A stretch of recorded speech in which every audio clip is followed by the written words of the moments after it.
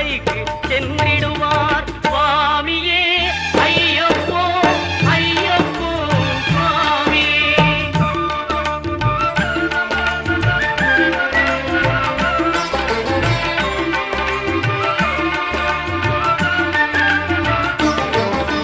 கார்த்திகை மாதம் மாலை அணிந்து நேர்த்தியாகவே விரதம் இருந்து